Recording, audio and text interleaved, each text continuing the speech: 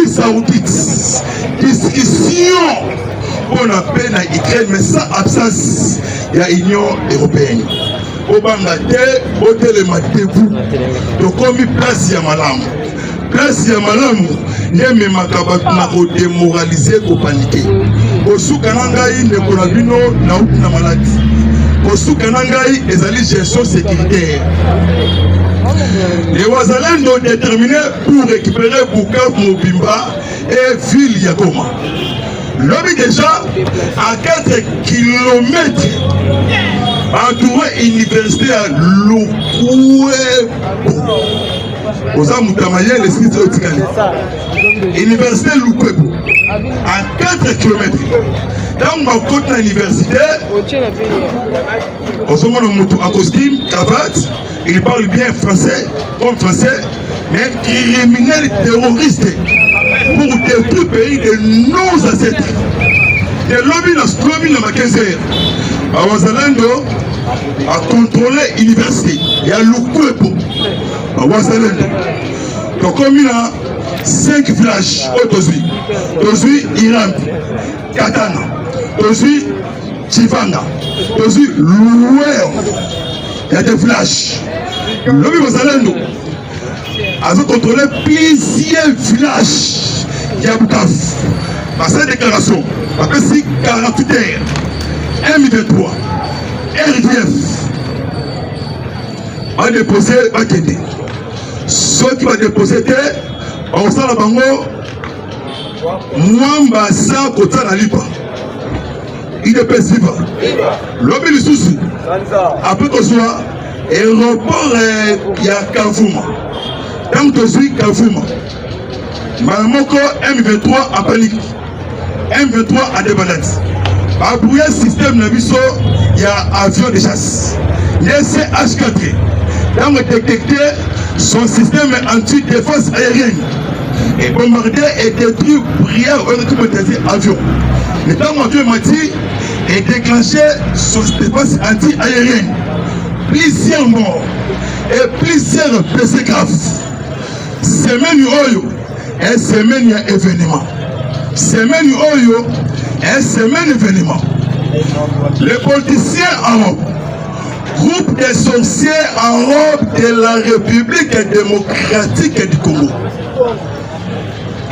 Les gens se moutent bas. Ambongo, Choli, le père spirituel Nabango en face, Sassou Nguesso. Et Michel Yatombe, Ronnie Jackson, après ça qui Kagame lettre le 4 avril, Kagame va aux États-Unis d'Amérique. Le 4 avril. Le 4 avril, Kagame va aux États-Unis. Il s'est créé dans le politique à niveau Moussous. Parce que mon conseil a travaillé pour la force de Dieu, accompagnement avec la force de nos ancêtres. Acclamez nous pour la béton. Bon, on a soutenu Awa, le reste est lobby. Le quoi a transpiré, là du tout, et Kota Kebimi. Merci vraiment. Walinga Benabiso, on a plus 243, 97, 360, 50-14. Arrestation, après arrestation, à Rich Tchertani. Et nous, on a. L'homme n'a pas l'histoire, il y a un tout cas, c'est déjà, mais grâce à mon compte, il est payé, son guide pays. Au moment où l'hôpital, il y a un seul angle, ma cambésali. Il reste à l'autre. Tu mets ta pression avec ma bonne, tu mets ta pression avec ma bonne.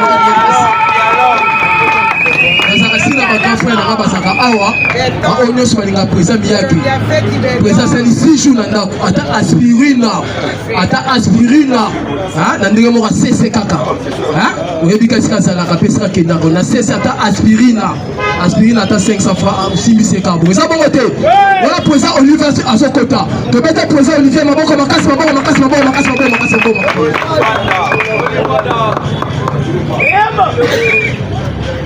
bonjour à tous. Bonjour. Ondeni. Papa, combien de vous voulez solo matin? Bonjour à tous. Bonjour. Voilà 2 secondes déjà. Combattant Mamou Masso.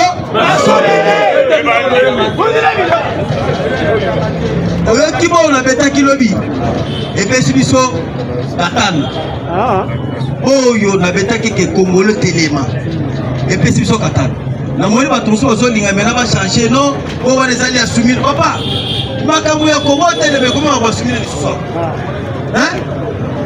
otika babiloko wana on doit réfléchir comme des politiciens eza bongo te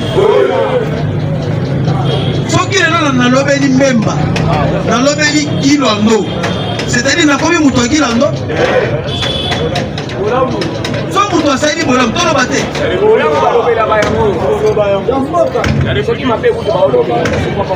oyoki ke Kamere arépondre Mbemba oyebi yango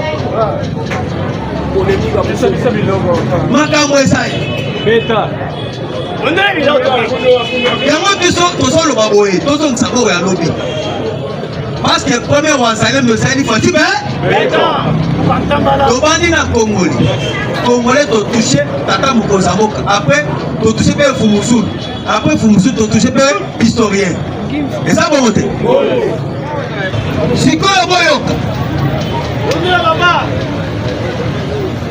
na minute oyo le Sénat américain esécha Kilobi et lorsque bango baséché balobi eloko ya liboso oyo bango bazali koremercier d'abord bazali koremercier le président Tshisekedi parce que na gouvernement na ye totikala komona corruption ata moko balobi depuis 2008 régime ya Kabila ezali corruption ekei ezo mais bino bolobi ke non Kabila azali kosomba régime ya bacorrupteur régime ya bato bazali kocorrompre. Les États-Unis a valorisé le gouvernement ya Fachi bazali kocorrompre bato te mais bino bozali kolobaka non gouvernement wana ezali mal géré voilà ça qui nous guide.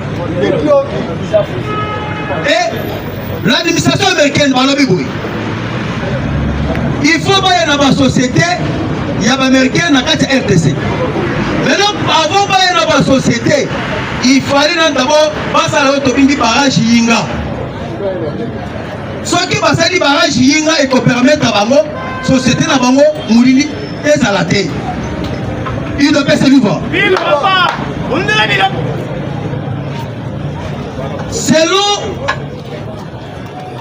le Congrès américain qui a été convoqué hier, selon M. Thierry Nongala, interpelle les Congrès américains pour soutenir la construction du grand barrage Yinga et projet stratégique pour l'avenir énergétique de la RDC.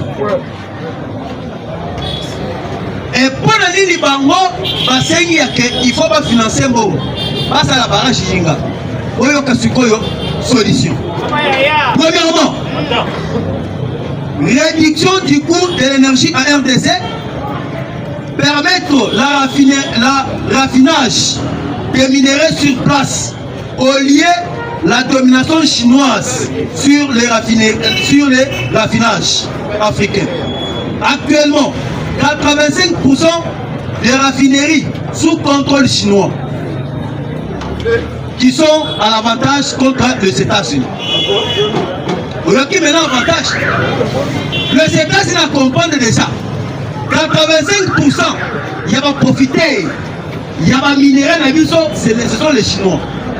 Ils ont profité pourquoi? Parce que, comme moi, à Molini, il y a un moment les États-Unis, à l'objet, ils ont tiré budget.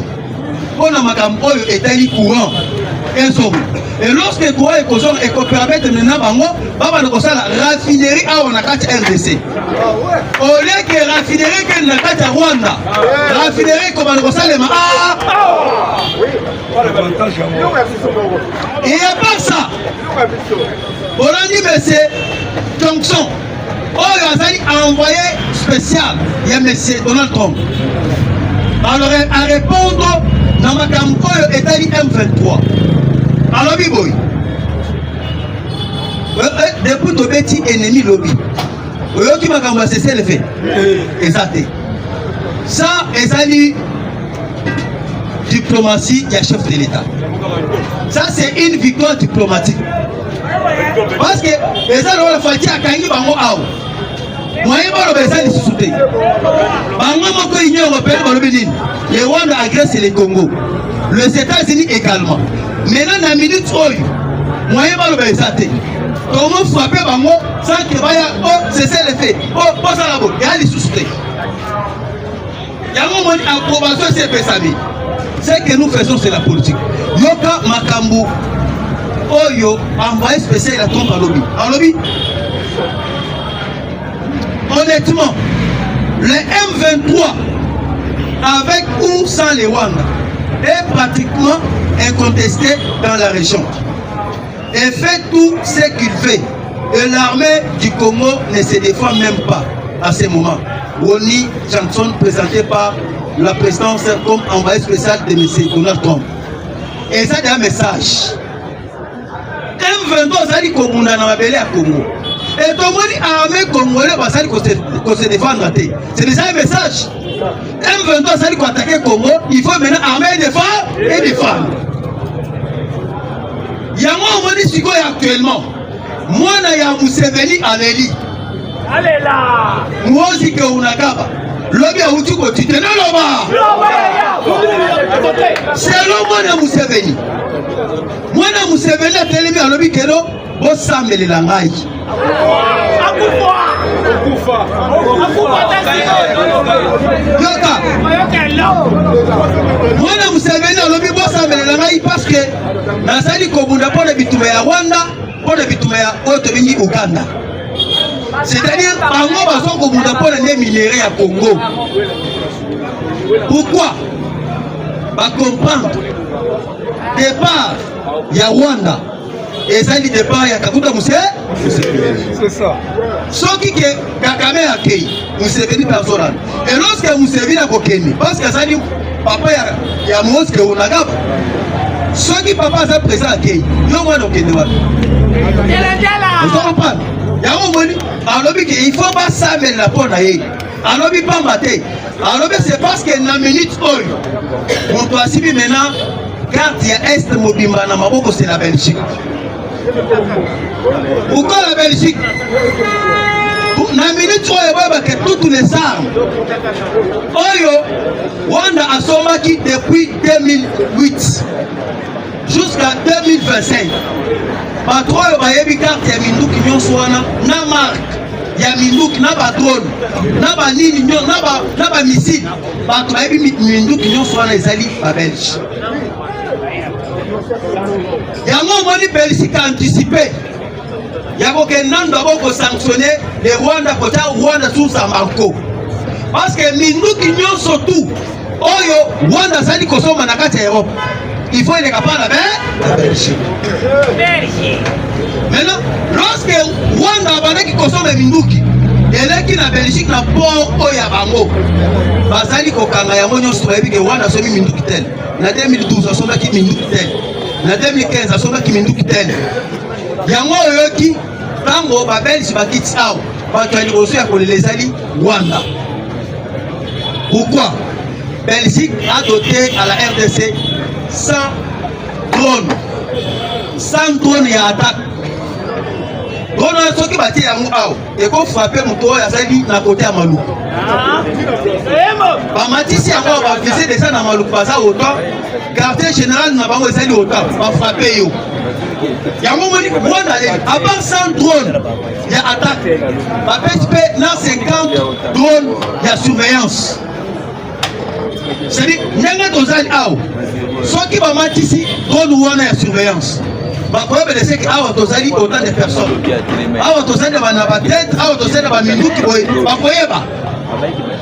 Ceux qui ennemis vont avancer. Ils vont répertorier la drone de surveillance à Belgique. Il y a un moment dans la minute où ils vont clé pour côté à gauche, côté à droite, armée. Nasimana Bango, Belgique. Pour ça, le c'est quitté. Belgique a pas battu, Belgique a pas paix, on a intérêt à y paix. Et Belgique a pas Bango. Rwanda a échappé à sauter. encore une minute, relation diplomatique entre le Rwanda na Belgique et Katani. Où tu vois que l'ambassadeur nous sommes à Belgique, baboyi ko quitter Belgique, balubi que Togozo on a gâté Rwanda, t'es bien pour ton fan na ici. Baboyi ko on a gâté Rwanda. Et na minute on va dire que Belgique a outi ko funda pe Rwanda. Oui bien, Belgique a fourni Rwanda. N'engeni du Congo et ça la Congo kanangai ya colonisation. Yo so ke de kono ko déstabilisation na n'engeni. Et ozo ko réclamer ma belé ya Congo. Na qualité ni. Yango sikoyo boyoki. Na minute oy. Ba wazalendo bokote ki na katana lobi. Basali bangoni avant d'attaquer bango na Katana. Les Wazalendo baleki nanu d'abord na base militaire. Bisika ba M23 bataki armement lourd. Na auto bingi Nyanzela, Nyanzale. Bazalaki kuna nde bisika bataki auto bingi état major général na bango ya armée. Et lorsque va frapper bango, auto di minute nyonso. Ya mo moni ba contourner bango ba kena côté nord. Ya aéroport ya Kavumu. Et to sali kobenga Katana. Parce que lobi ba beti Katana na Katana centre. Lorsque va récupérer Katana na Katana centre, le lot va percer ba côté déjà na aéroport ya Kavumu. Et ba wazalendo ba lobi boy. To pesi bino 48 heures pour quitter sol ya Bukavu. Soki bobimi Bukavu te, bokozala esika ya kokimela. Et la minute on voit yeba déjà que Emata Ekita, le général ya Kotumba, oyo azali maimai. Alobi que cette fois-ci, s'il faut donc tout babino to Kotumba bino. Papa, lobi kule babuni bitakala. Yoso moyo wazali loso bona mutaka. Kosala chete. Kuna kosala chete. Nana bawasala de babini. Omoni ba biloko to bingi banzete wana ba. Bana balwati yango pena boyi. Babini pena babimeli ba M23 kutaka. Mutu asana nzete. Aso kuna na nzete. Mais asolo nga bitu. Tala deke.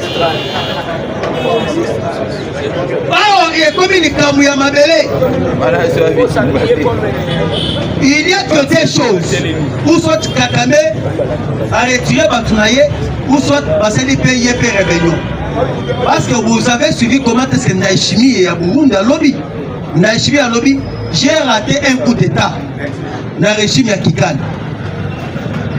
Tandis que dans le coup d'état au Basalaki, Moutoua a sauvé et ça le président Tshisekedi. Aujourd'hui, Naïchimi a été très reconnaissant envers le président Tshisekedi. Quand on a planifié un coup d'état dans Burundi, le président Tshisekedi avait déjà toutes les informations. Il y a Libanda, Nakati wana croyant que M23 est nani, wana tina ki oto bingi ba prêtre. L'église catholique soit disant que ba eko sa la messe Nakati ya Burundi. Zoka bazalaki ne ba militaire rwandais. Lorsque va planifier déjà passer coup d'état, Moutouaye pour intervenir, c'était le président Tshisekedi qui va militaire congolais. Parce que dans la carte à Burundi pour sauver Naïchimi. Il y a un moment où Naïchimi a lobby, ceux qui vont oser toucher au ville. Il y a pas que rebelles ils sont dans la carte à Burundi et contre la carte à et voyez-vous, Rwanda a ça déjà dans le Kolobate. Et vous avez suivi les lots caméras lobby que non, ceux qui même a retiré par propos n'a à aider pour l'union sacrée aux sans départ.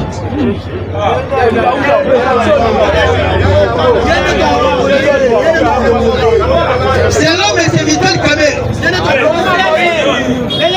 Caméra lobby. Il faut chef de l'État en cas d'abattoir, il faut copier ces messages là-bas, réseaux sociaux, messages là-bas, autre pays là-bas, télévision, en plein peuple. Messages où il faut frustrer tout le sous.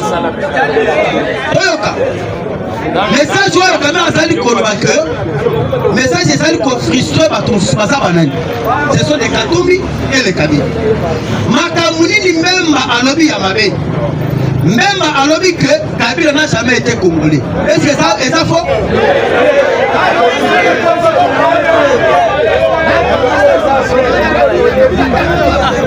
nalobi boye ino bolobi ke toke na logique oyo ya bango ino bolobi ke non Kabila asali congolais toke na logique na bino. Un ancien président dans ce pays Bukavu Ekwei alobi te. Un ancien président comme Ekwei alobi te.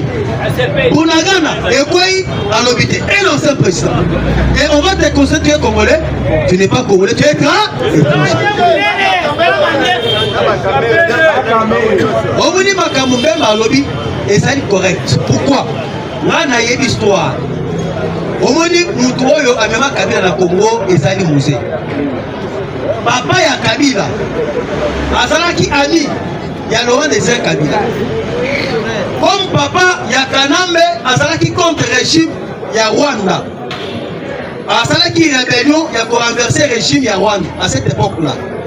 Dès sikoyo na Congo musée azalaki pe na objectif ya ko kwesa régime ya Mobutu. Nde monaki bango mibale basanganaki bayokanaki oleke tobanda kosala oyo tobingi rébellion na kati ya Rwanda yo soutenir ngai tobenga na Mobutu parce que Congo ezali mboka munene. Ntango tokobenga na Mobutu tokozongela oyo tobingi président ya Rwanda. Nde moni baye kosala oyo tobingi alliance bake na kati ya Uganda basigner les accords de l'Émirat. Accord de l'Émirat ezalaki accord bakenda kosigner na hôtel. L'Émirat c'est une hôtel. Basigner na kati ya hôtel. Na kati ya accord oyo basigner bayokana oyo akotrahir bakoboma ye.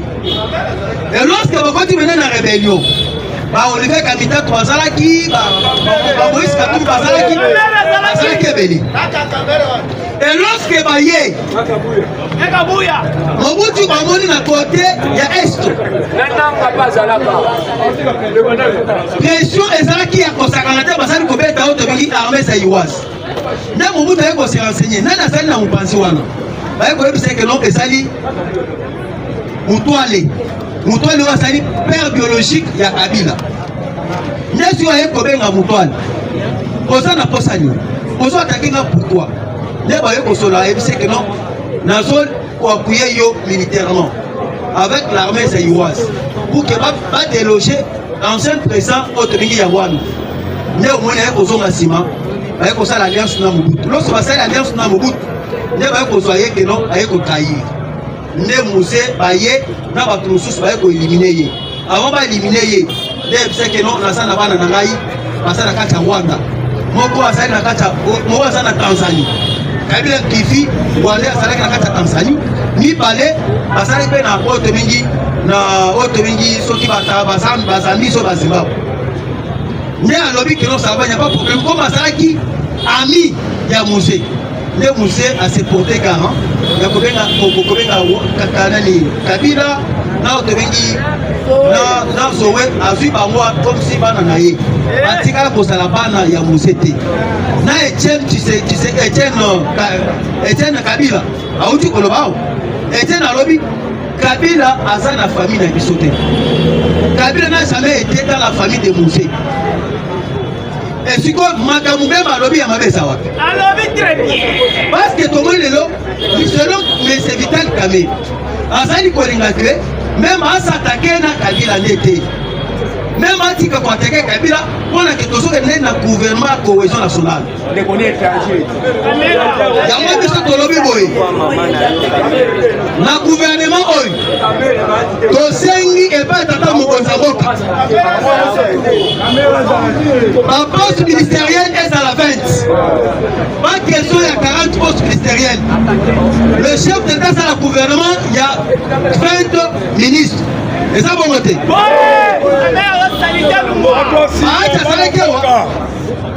Bukavu Ekwei baacha abatami Goma Ekwei baacha abatami et azali koloba que il faut que la Belgique va soigner là. Maintenant les consultations est banni. Mutani boso ya boye na consultation entre ba poste ministériel les ailes baacha Ekwei. Voilà malade ici. nalobi boye na minute oyo na gouvernement oyo ezali koya ministre ya jeunesse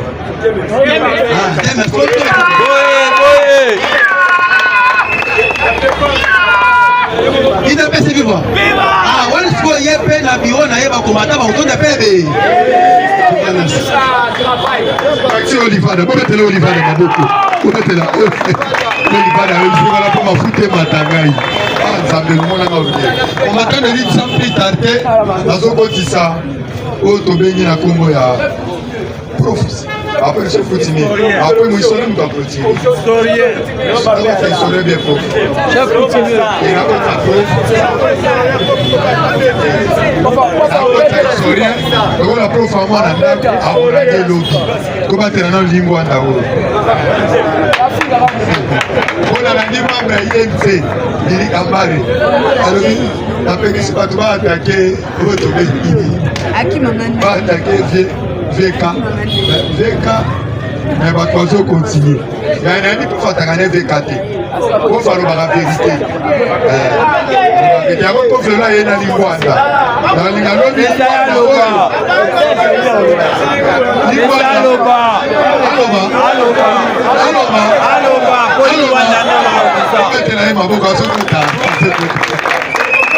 L'IDPS viva, je parlerai au Lingolingate dans l'Obaka. Yonde Okima Komoma Antikala. Ça, c'est la nation. Tu es fou. Ça, la folie n'a fourbi. Je salue les garants de la nation. Je salue la première dame. Je salue la conseillère du chef et tous les Congolais. Il y a un seul slogan. Yabiso, c'est l'IDPS viva. Viva. Fini. Il n'y a pas d'autre slogan. Et la suite, la peur. Oh, tout le monde les seuls slogans, IDPS viva. IDPS viva. IDPS viva.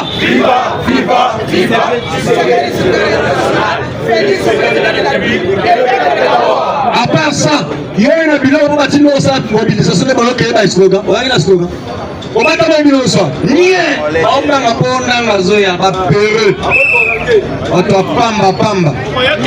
À couya. Attends, mani, va te voir le bilan, il y a rien. Et puis alors, moi aussi, ma mission est exacte. Je vais dire une chose.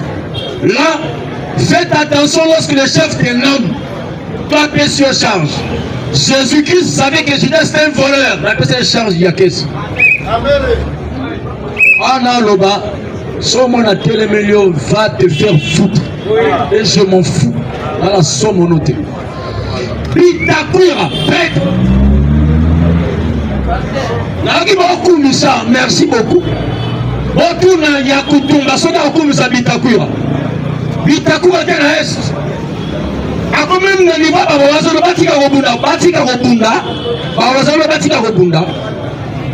Et il cause avec que vu Masuka. Voilà pourquoi dit que Masuka a son traîtresse. Auprès du chef, il y a beaucoup de traites. J'ai dit bien Bitakwira traite. Il y a ceux qui n'aiment pas le président Félix. C'est ce que j'ai dit ici. Soit sur la voisin de Benga, sur la bonne téléphone. A Benga, on a rien d'autre qui est sur la naïve. Alors bien, c'est le moment où après, il a rappelé la soirée. Il y a eu tout le monde. C'était pour distraire, pour laisser l'ennemi à Sanini. Pardon? Fatih, tu es notre président, tu es mon frère, par l'ADN et UDPS. Faites attention. Il y a encore des têtes jusqu'à aujourd'hui. Il y a Koutouma, le millier. Les lots de Bitakwira est en danger aussi parce qu'on peut même le tuer. Parce que il y a 3 femmes qui ont marché nues avec un homme. Nues. C'est pour la première fois. Et ça m'a fait soin. Et d'après ce vivant. Combattant, pour la nation il faut mourir. Pour la nation aussi il faut vivre. Mais tous les clochards, les ennemis du peuple, il faudra que nous nous citions. Pourquoi M.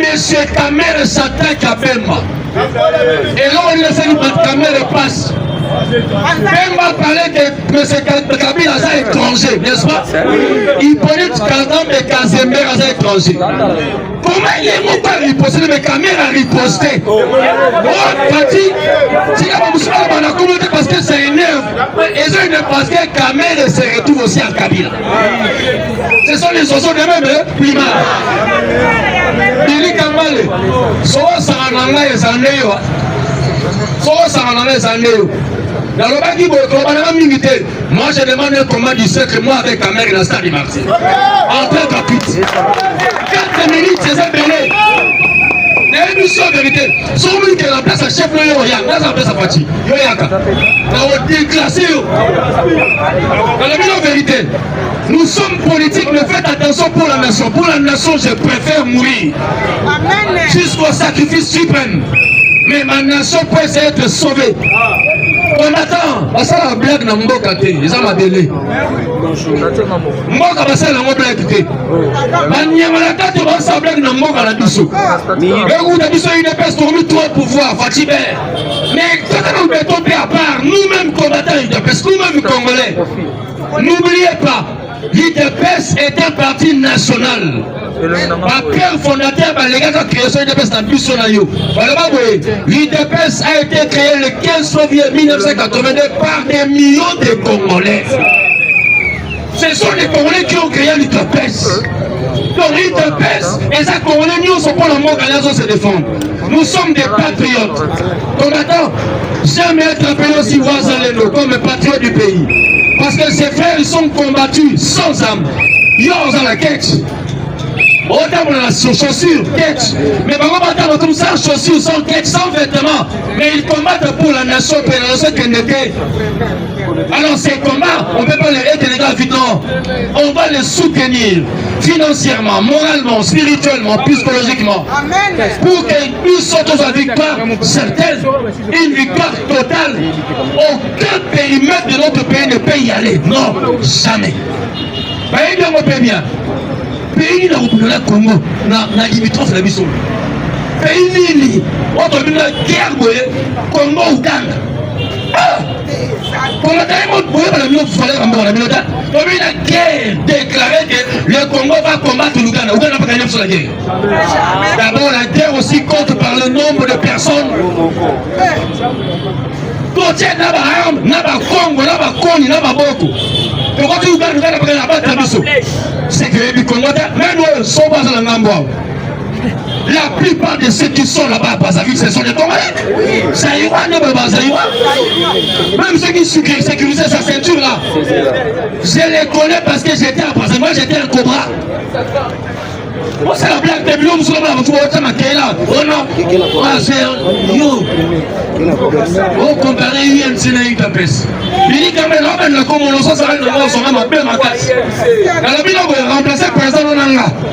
Attends le 4 janvier, pour la INCA, là c'est la judo, et puis au matin, tu seras déclassé pour des bons et tu ne marcheras plus. Parce que c'est passé à l'Europe, tu m'avais fait 10 fois. Et puis maman m'en aussi. Je le dis pourquoi. Combattant, à l'heure où nous sommes, on ne peut pas blaguer avec notre président. Je vous dis vrai, c'est ici au Congo que bosse en la fatigue, mais à l'extérieur on les craint. C'est un grand monsieur aujourd'hui dans le monde entier. Parce que c'est un monsieur à télévé du monde. Oh, tout le combat, qu'est-ce que ce petit est sorti? Jésus n'a pas étudié comment Babylone a brillé. Moi, nous, où tu vas pire? Dans la sauce, les locaux, les locaux. À tabater les millions, on va monter. Souka, mille numéro bima. Parce que Babylone est héroïne, parce qu'au fur et à mesure de chauffer, héroïne est kaoki, maman mine ça n'y est pas. C'est comme ça, Fatih. Tellement les vieux l'avaient gardé. Ceux qui viennent exposer à Fatih depuis, mais bon, est là. Tiens, les bombaye. Tiens, les bombaye onanga. Combattant, Fatih nous a aussi protégés. Je vous dis la vérité. Oh, on va koufa kala. Là, on va dans du pouvoir, là, que la présidence. Je dis, mais c'est empoisonné au cas là. Je vous dis la vérité. Lorsqu'il fait le pouvoir, je te dis qu'il serait mettre au pouvoir là. Mais Fatih, comme pour connaître l'ennemi. Ennemi, prosakae, batimakae te. Songo buna komanda na boss, ça bien, on va mettre en vite comme la boxe pourquoi? Natala ba komanda no soaza le lembele.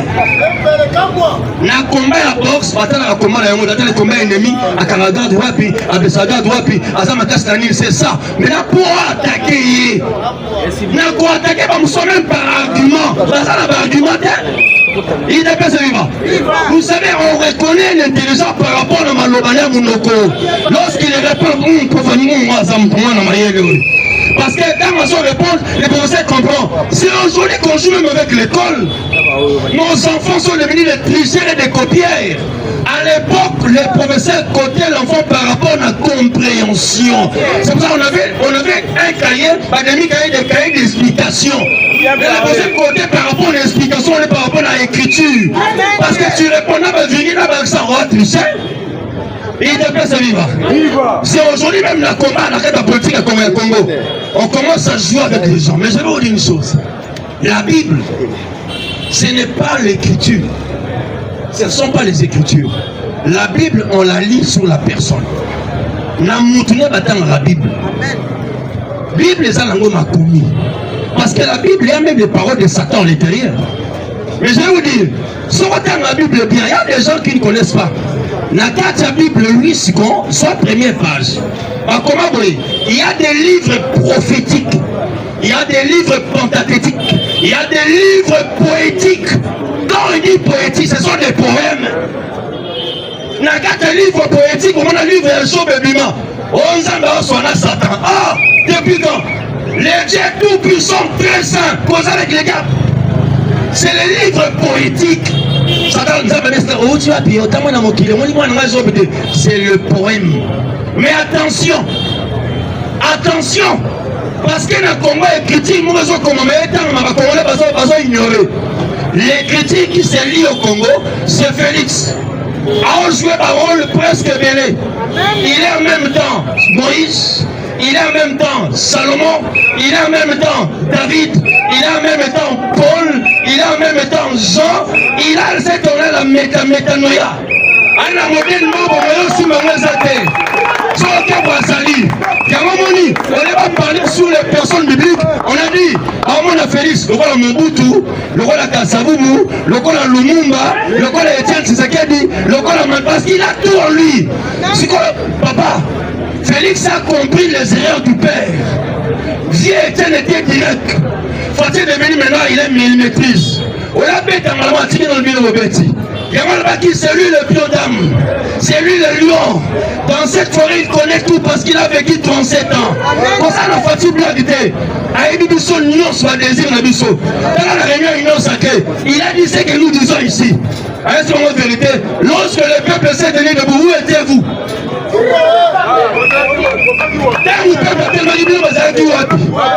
Alors, on va sensibiliser. Nous avons comme un slogan. Oui, allons-y. Fatine a stimulé. Olaki yumango topo bolenga lenga. Fatine a dit comme ça. N'a plus soir. Quand il a dit nous sommes là mon contre le biso. Tout le monde s'est mis cette têtu. Les loups la moni va vite caméra là bas c'est pas le bas. On a le bâtiment chinois. Ya yoka. Il ne passe viva. Il ne passe viva.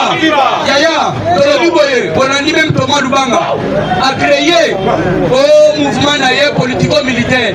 Mais c'est vous le chef de l'État qui l'avait nommé que non. Il y a processus, il y a des armements, il y a une section aussi de l'armée. Les autres ont créé un mouvement. Aux autres, ils ont consommer des armes. À la vie d'un mouvement. Il y a pas perdu aux hommes. Au bazana kati ya ba ministère. Au bazana kati ya ba entreprise à l'État. Bazana na maman marqué. Koyoke na bango mamate fachi béton. Batu ya ba perdu nyonso bazana ministère. Au bazana ba entreprise à l'État. Bazaba na maman marqué. Bazaba ndeko na yote. Oyo ngana seka kimoso yangwani. Ma famille est la famille biologique la Christian et la famille politique chinois. Mazakilembe, Dieu merci et consort. Nous sommes ta famille. À part nous, personne ne te soutiendra. Parce que la vie, c'est ça l'erreur, il y a pas Congolais. Lorsque l'historien Zanango, il faut ne pas Zanango. Parce que lorsque l'historien Zanango n'a aucun cas, mais les Congolais fait quoi? Le rôle de l'historien Zanango soit les historiens. Ah, non. Il y a chaque chose à son temps. Il y avait un temps où on a parlé de Kasavubu. Dans le Balabi Noir, les distinguants des présidents qui sont passés au Congo, les soi-disant, parce que parmi les présidents qui sont passés au Congo, aucun n'a été élu par le peuple. Aucun. Tous les autres c'était de la mafia. Kasavubu, il était trop intelligent. Et il manquait la sagesse. Kasavubu n'était pas sage. Il était trop intelligent. Moi, douceur. Mobutu est venu, trop sage, mais pas intelligent. Kabila le père est venu, trop intelligent, pas sage. Et nous étions passés par une étape où même l'intelligence et la sagesse étaient partis. Joseph Kabila, idiot. Pas de sagesse, pas d'intelligence. Il doit pas se vivre. La période de Kabila, j'ai dit ceci. Kasavubu, notre président, était intelligent mais pas sage. Le bout est venu trop sage mais pas intelligence. Kabila le père est venu, il a remis l'intelligence mais pas de sagesse. Mais Kabila, Joseph Kanambe, il faut dire, pas de sagesse, pas d'intelligence. Et tu as vu cela. Il n'est pas se vivre. Il y a une période biblique où la Bible dit il n'y avait plus de prophètes sur Israël. Parce que la période était stérile. La période de Kabila, c'était la période stérile. Ça m'a dit que la période stérile, il faut que la Moutoumora bima. Cette personne doit venir avec l'intelligence, et la sagesse, et l'onction et tout. Fatih est venu. Fatih est venu et il fait des choses. Combattant. Ah, si j'étais aux États-Unis, si c'était en Belgique, si c'était en France, ça, il y a un Seigneur qui m'a fait. Il ne peut s'arriver. Je le dis par rapport à la prophétie. Les drapeaux congolais, hier, les Congos ont battu la Mauritanie 2-0. J'avais dit ici, devant Dieu d'Israël, il y a deux témoins, les deux Oliviers. C'est pour cela, à la montagne de transfiguration, on a vu Élie et Moïse qui étaient venus. Parce que les deux messages, les deux grands prophètes, les Congos marchent par rapport à la prophétie. Que vous le voyez ou pas, lorsque le Congo sera vainqueur, il y a des gens qui vont rester par rapport à la stupéfaction. Aucun mois. Eh, t'as fatigué, t'as fatigué. T'as moi, non, t'as raté, y'a t'as raté. Et moi, on va qu'il est en zone, c'est le mino. T'as moi, côté, placebo, pantin. Moi, c'est Kabila. Il y a peut-être un scotch jusqu'à Kabila. C'est vous qui êtes le pantin. J'ai dit, je vous remercie. Merci. On est à la place,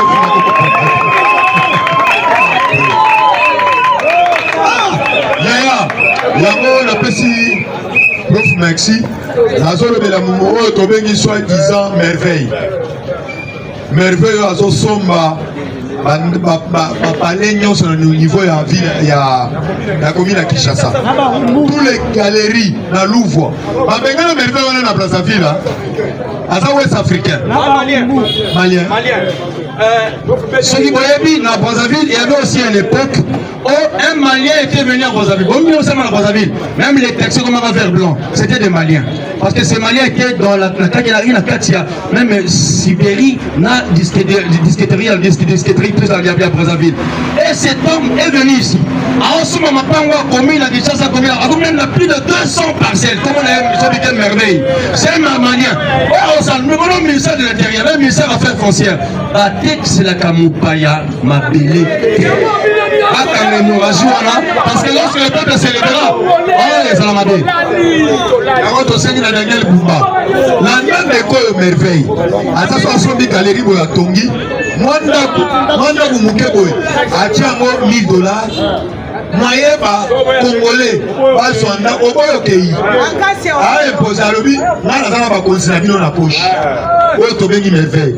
Et pas la psychologie de ce que mon indo qui salani. N'a aucun historien. C'est pour être historien. Pour être historien, ma bouche. Ah, historien Mikolo, ah, au moment là, ma bouche. Ah, historien Zama Sali, Zama Zalulage. Le panier c'est qui? Il était, c'est vivant. Chers combattants, Boyebi, Kotika ba sentiment. Est-ce que Bolandi Maloba ou le prof Alobia? J'espère que Bolandi était besoin qu'un prof. Et à Lati, drapeau à Congo. J'espère que bato bakoti à profondeur. Prof ya kanana. Pardon yaka. Bato bakoti à profondeur spirituelle. Je pense que bato bazalaki animé par l'esprit de Dieu. Prof alobi makambo belé comme parmi les prophètes.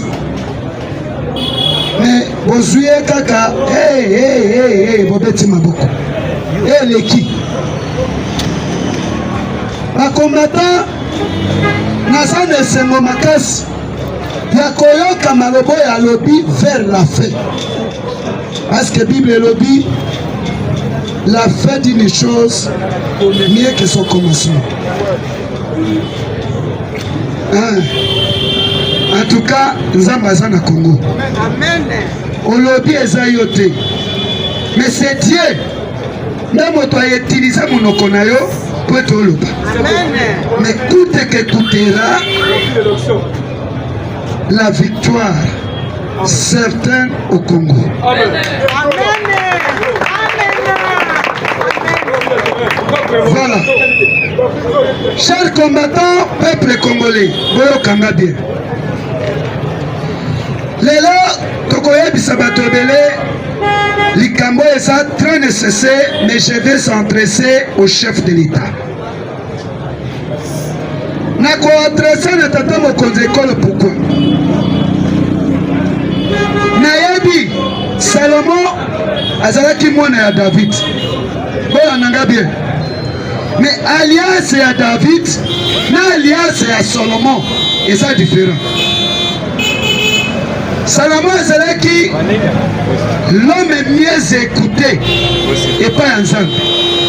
Mais David azalaki l'homme selon le cœur de Dieu. Est-ce que vous avez Bozo Kende?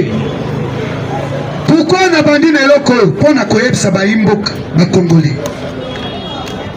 Que président Salomon ayoka conseil à papa naye David. David avoti kabokonzi. Ayebisa mwana naye Salomon. Mwana na ngai nazotika bokonzi okoti na bokonzi.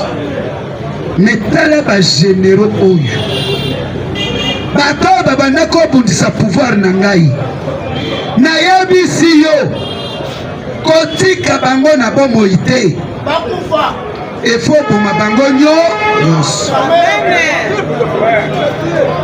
Salomon et David ce sont des serviteurs de Dieu. Oya nanga bien Papa Tshisekedi wa Mulungu aloba na biso boyi. Très bien, historien. Que Kamere azalaka Congolais président congolais Félix yokanga bien. Nakobenga yo président parce que ba Congolais bapesi yo confiance pour être dirigé biso eza boye te. Mais voyez banga bien que ngai na ye tozalaki ba collègue l'école politique ya papa Kombe Etienne Tshisekedi wa Mulumba. Je parle comme ton collègue, comme ton frère. Nazolo Bango très bien.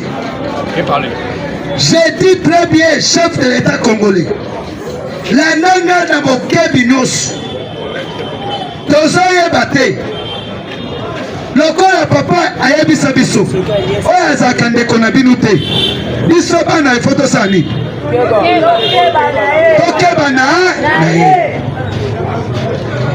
Tshisekedi na dialogue yebeni kojo Togolais ayaka alana Tshisekedi tina Bruxelles.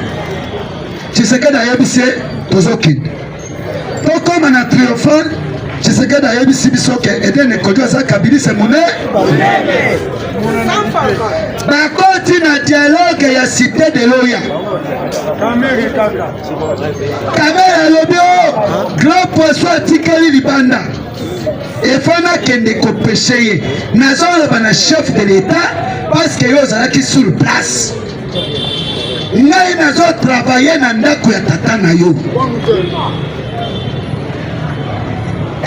Kamera ye aya ko convaincre Tshisekedi poete akota na dialogue ya Cité de Luya. Tshisekedi abimi na kilote atelemi na portail ya lopango na ye ayebisi Kamere allez faire la politique au Burundi.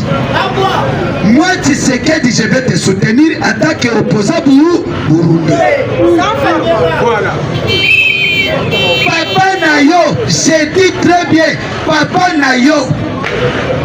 Mais yebisa biso alias Nayo na Vital Kamere.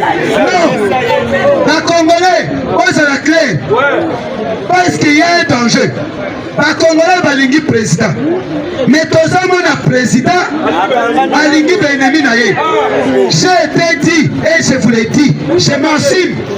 Soki na vérité na nga bakoboma basa nini soki akoti na bato ke nayebisi ye vérité. La vérité reste que la vérité. Je ne peux pas sacrifier la vérité. Jamais. Président Foye Bissabiso. Moi je connais Kamere. Je connais Kamere. Ça fait beaucoup d'années. Tango Moussa à Koti Aou. Ozalaki Bilenge. Moussa à Koti. Na 97. 98. Moussa Kei l'université Nikin. Kamere Azalaki président ya étudiant burundais. Kamere a posé Moussa question. Moussa a tourné Nikin. Avant toyembela Kabila. Oyo Joseph Oyo. Oyo asala massacre na campus. Boyoka kanzembo moko toyembaka parce que ezali premier année na ngai. Professeur Ngaïtabe na Nivulu, place caméra n'offre wana, bazar pe wana. Voilà. Mais tango bakei, toyembaka Kabila ya solo Nzambe, Joseph Azar Rwandais. Bato ebela batanga na campus na newana bayebi yango. Mais lelo Kamere alingaka poser Moussa question. Moussa Tounie Yozanan alobi je suis président Betida Burundi. Oh capital Kamere.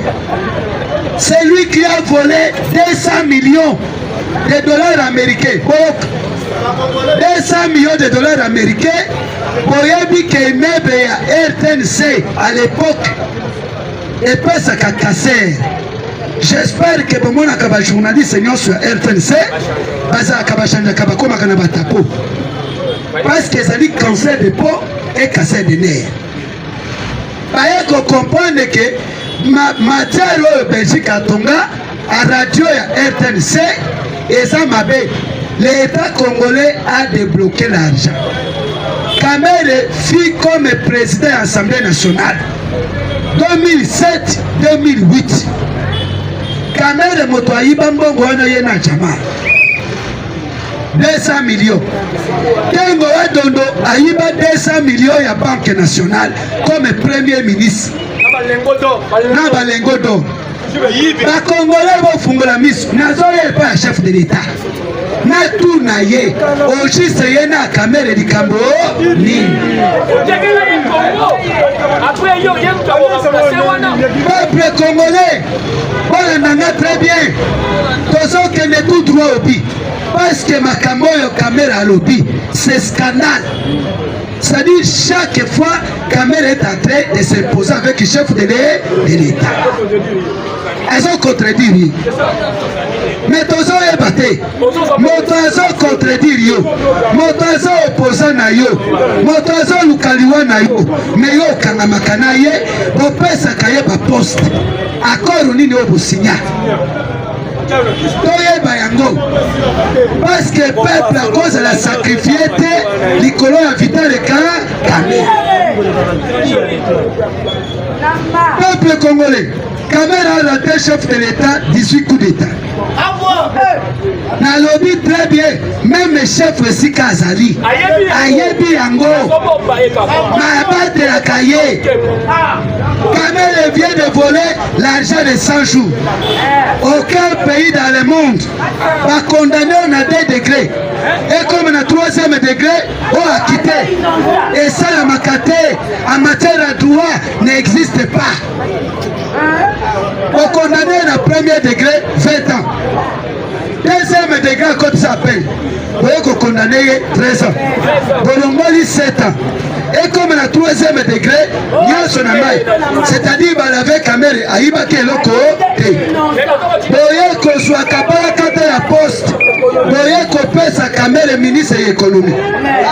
Kamel Aïbimbo, président Lobi Boy, Boyoka, Tshisekedi, président de la République, avec tout honneur, chef de l'État, ça l'a clair dans le peuple congolais par rapport à la victoire de Kamel. C'est trop, c'est trop. Comment peuple bazo kufa? Kamel azali parmi M23. Oyoka. Donc moyena tanga nyoso ezate. Kamel alingaka pa ma chef de l'État na zela ya coiffeur. Boyebi histoire ya Isaac. Kamel ayoka ina Isaac a empoisonné chef de l'État. Isaac yemoko alobi. Kamel atieli président bombe na capot moteur ya jeep na ye. Tango des autres bimaki na Kalufungola. Ya ba policier o babetaki masasi. Mokonza yaki ko visiter Kalufungola. Bata ya boye bombe na kati ya mutuka. Mais chef de l'État azomona nyoso avion crash ya avion ya juku. Nana yebisu minu ka avion sana na Sakuru. Tozo bomba. Mais les autres koloba polele. Avion crash et avion ya juku. Avion ba devient ngoti na Rwanda. Moto na yebisi oke ba Congolais o bazaki na délégation na chef de l'État ba pomi bango na kati ya Rwanda. Toyo ba yango. Si les logistes ezate. Les logistes ezakate. Moto akene kosomba Antonov. Il y a des Indiens, c'est Vital Kamel. Il y a des vidéos. Oh, Kamel a son chef de l'État, Mokonzi Kene na Kolandayo. Un sous-terre. Elles ont vu ça, supérieur na ye, que Kene na Kolandayo. Nangai, na yo, nana kokeno bongisa tere. Nana koyamba moninga. Chef de l'État. Ça l'a clair dans le peuple congolais par rapport à Vital Kamel.